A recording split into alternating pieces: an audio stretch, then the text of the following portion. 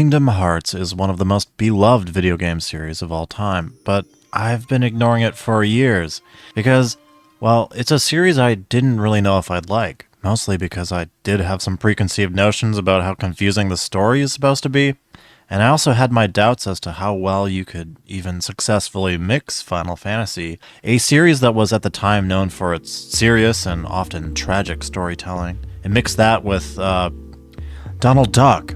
But now that I've dipped my toes into this massive story spread over multiple generations of consoles, well, let's take a look at the first one. It's still all I know, and yeah, it was a lot different than I was expecting. But this game really did manage to win me over with its nostalgic callbacks and with its fun and often over-the-top original characters.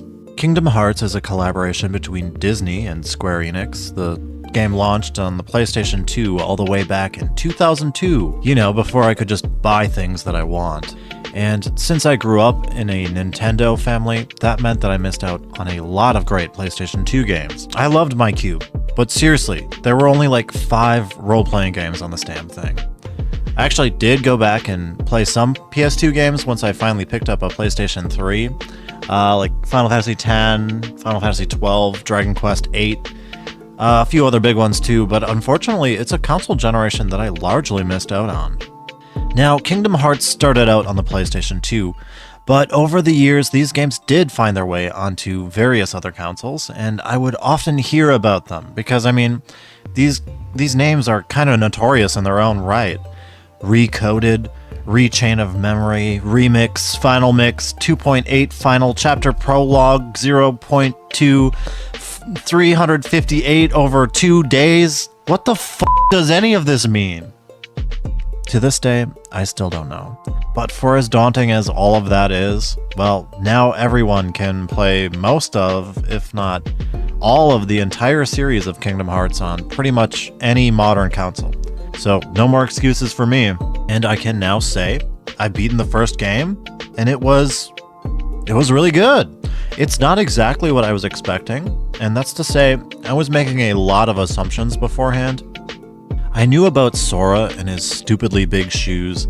I knew that it was a crossover, and I knew that Tetsuya Nomura was the creative force behind the games, but I also had a lot of misconceptions. For example, and this is just dealing with the first game here, but I've heard that the series is super confusing, but as far as the first game goes, well, the story here it's pretty straightforward. And obviously we'll get more into the story in just a minute, but I think that was one of the things that was initially putting me off from checking out the games. And it's also something that still has me a little bit worried about the sequels, but I've also heard that Kingdom Hearts 2 is an even better game than the first one, so I'm excited to check that one out, and I guess we'll check that out in the Kingdom Hearts 2 video coming out next year, maybe? I don't doubt that when it comes to connecting all of these stories between the various sequels and spin-offs and putting that all together, yeah, that's probably where things get weird. But when it comes to just the first game alone, the story is easy enough to understand. Yeah, there is always mystery around the corner, and don't get me wrong, the plot is absolutely absurd, but it's told well. It's told in a way that you can understand it as you play it. The main character is Sora, a 14-year-old kid from a tiny island who, after getting separated from his friends and his family, when his world is taken over by dark creatures, he joins up with Goofy and Donald Duck to save the entire universe from destruction. Sora is chosen to be the wielder of the mystical Keyblade, the legendary key to saving them from these evil creatures called Heartless. His world had been shattered, and in order to bring everything back together, he must travel between many different planets, all themed after different Disney worlds where you find yourself reenacting famous Disney scenes and chasing down his friends Riku and Kairi over these different Disney worlds. Now, I won't spoil anything, but there's all kinds of tropey RPG drama to be found here, with betrayals, plot twists, the power of friendship, overcoming evil, and it's all going on along with Donald Duck and Goofy at your side. It's very weird, but gosh, I think I like it. Like, this is what I mean when I'm saying that the story is absurd, but when you play the game, it will make sense. Like I just mentioned, some of these scenes get very heavy on the JRPG tropes, and Riku is so moody and dark that it's kinda silly, but it's silly in a really fun way. And would it be weird to call this game cute? Nah, this game is cute as hell. Everything is just kinda dumb, but it's so charming that it kinda works, and yeah, it's cute. The game structure is kind of similar to that of classic Super Nintendo and PlayStation 1 RPGs, where each town has a mini story for you to complete in your greater quest to save the world for whatever reason. But in Kingdom Hearts, there are not towns, they're worlds, or planets, or whatever. But did I mention yet? You travel between these worlds in a customizable gummy ship shooter minigame. I don't know if its inclusion is my favorite aspect of the game, but luckily you can kind of ignore upgrading your gummy ship for the most part. I don't know, it's not completely awful, and it does remind me of a time when Square Enix really did try to put in a lot more thought into these minigames, but I'll be the first to admit it, when it comes to upgrading the ship, I don't know what the f*** is going on with this either. Luckily, you can seem to get by just fine with that regular starter ship. But if you guys loved that gummy ship stuff, well, let me know in the comments. Anyway, you'll find yourself traversing between these various Disney worlds, meeting up with tons of lovable and nostalgic characters, and I think this is probably where you're going to find that the game appeals to a certain crowd. If you did not grow up with Disney movies, well, then I don't know if this game is going to be appealing without at least some sort of knowledge of them.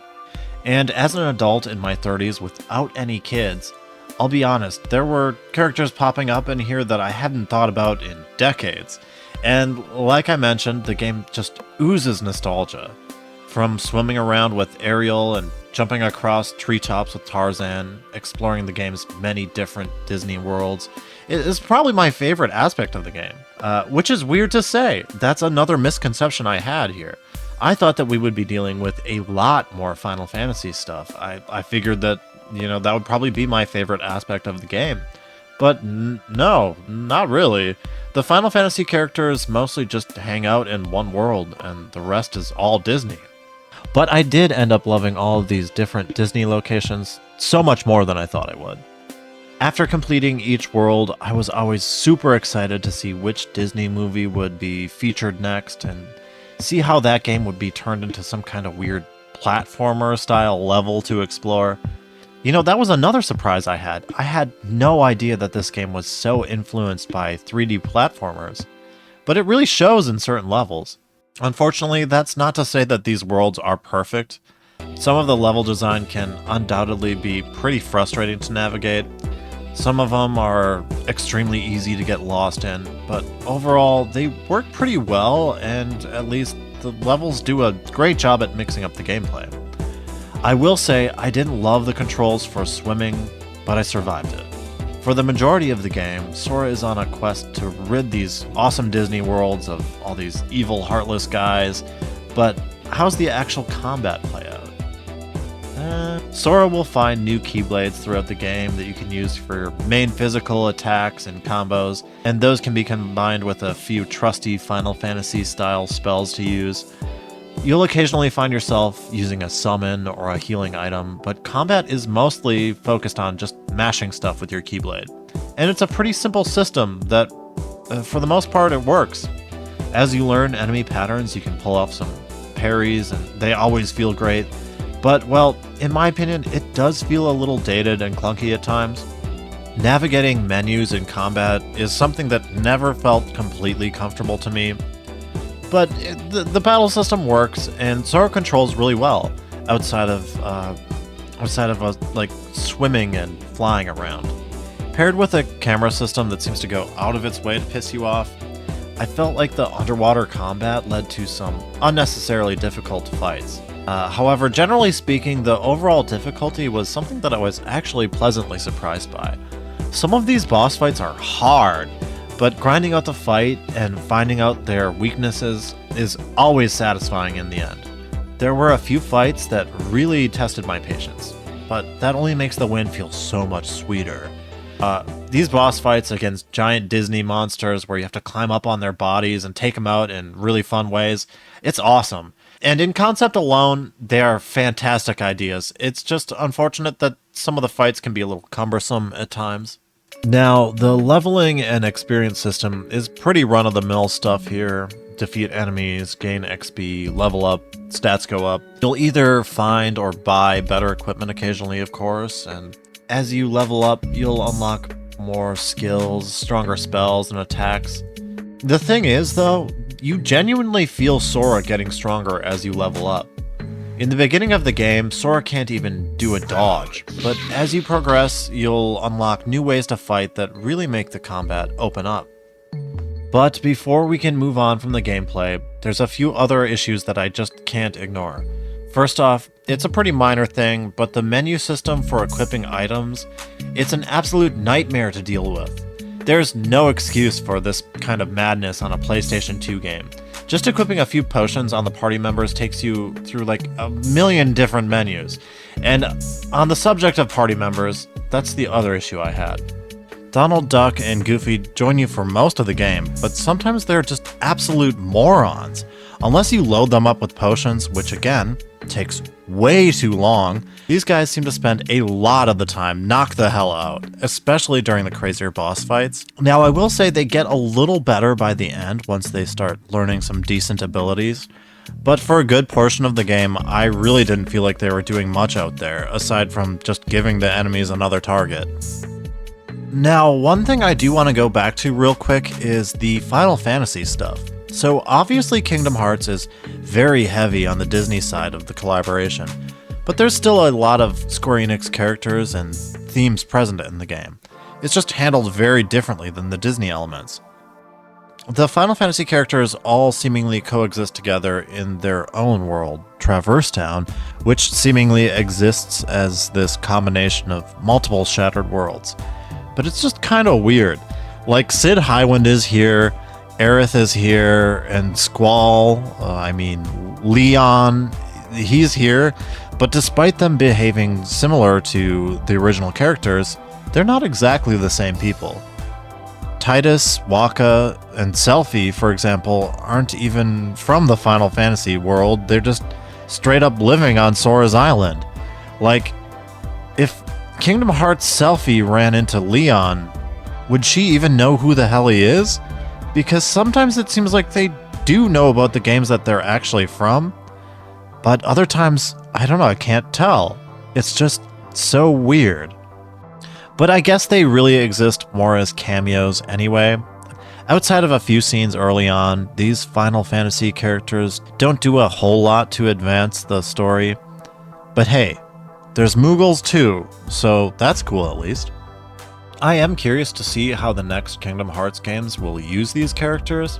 I've heard that the later games focus on them a lot less, and I guess that makes sense. The original characters are such iconic Tetsuya Nomura designs, and like I mentioned just a little bit earlier, they are so dramatic, they certainly feel like Final Fantasy characters, so I'll probably be cool with it.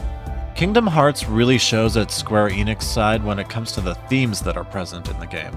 Especially towards the end where, without going too far into spoiler territory, it feels like they go full-on Final Fantasy with the evil villains and plot twists. I'll also say that the game is incredibly charming. Everything from the unique character designs to the absolutely fantastic music by Yoko Shimomura. We've actually been talking about her quite a bit lately, but when it comes to these RPGs and their vibes, I think a lot of that comes from a great soundtrack.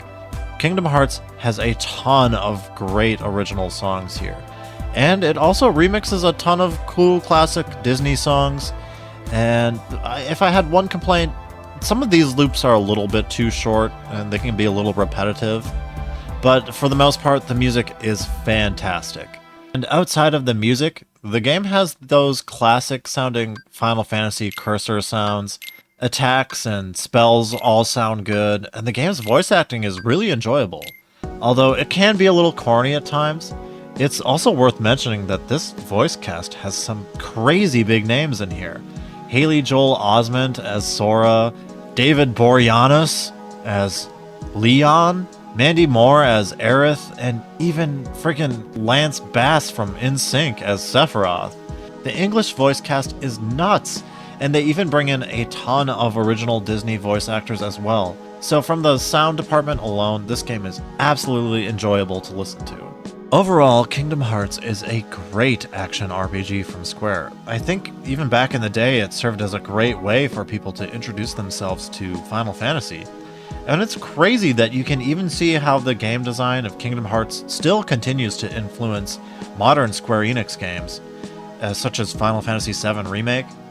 Now, of course, that is another game where Tetsuya Nomura is heavily involved, but in my opinion, the Final Fantasy VII Remake battle system is one of Square Enix's best yet, and I don't think that would have turned out nearly as good if it weren't for the company's previous experience making Kingdom Hearts. Now, I'm not saying they are entirely similar, but it's cool to see how these two series inspire each other in different ways. And I'm curious to see what Kingdom Hearts 3 will play like, as it's obviously a much more modern title. As for Kingdom Hearts 1, well, I absolutely loved it. But is it perfect? No, I don't think so. It's definitely got some age on its shoulders. It's got some jankiness going on in more than a few areas, but Kingdom Hearts is an incredibly charming journey through Disney nostalgia and classic RPG tropes of friendship conquering evil. I mean, as long as you're not completely heartless, I think there's a lot to enjoy in this game.